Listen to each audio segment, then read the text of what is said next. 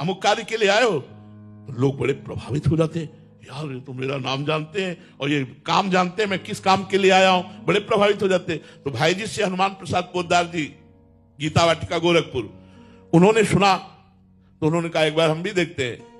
तो वहां गए तो उनका, आप श्री हनुमान प्रसाद पोद्दार जी हैं, आप हमें चेक करने आए? बड़ी चोर की सिद्धि है इसके पास, ये मतलब हमारे मन की बात तुरंत। भाई जी ने कहा देखो हम मित्रवत बात करते हैं, आप भगवत प्राप्त तो हो नहीं, क्योंकि मेरी दृष्टि आपके ऊपर पड़ रही है और वजन तौल रहे हैं, तो आप कुछ नहीं हो साधना में।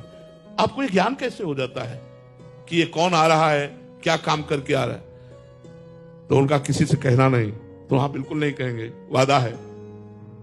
तो उन्होंने कान में ऐसे कपड़ा बांधे हुए थे, कान हटाया, यहां बिष्ठा मल, यहां मल लगाए हुए थे, और कहा यक्षिणी बैठी हुई है, यहां मल में यक्षिणी बैठी हुई है, वो मुझे कान में तुरंत बता देती कि इनका नाम अमुक है। और ये तब भाई जी ने कहा छोड़ दो ये, नहीं तो तुम्हारी दुर्गति हो जाएगी, जब तुम मरोगे तो तुम नरक को प्राप्त होगे, क्योंकि तुम यक्षिणी की सेवा कर रहे हो, यक्षिणी को रिझाकर रुपया कमा रहे हो, भगवान का चिंतन भजन नहीं कर रहे हो, तो तुम।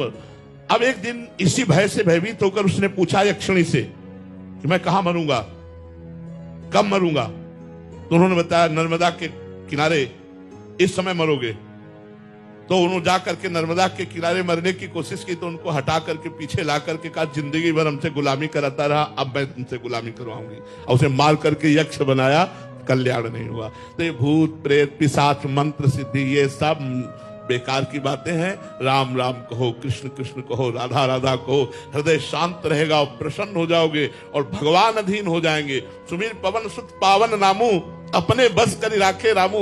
जब भगवान अधीन हो जाते थे यार, और अधीन होने की क्या बात है। जहां मेरा भक्त चरण रखे वहां रखूं मैं हाथ, पीछे पीछे मैं फिरूं कभी न छाड़ू साथ। ऐसा प्रभु जब प्यार देते हैं यार, काहे कि इधर उधर परेशान हो रहे हो।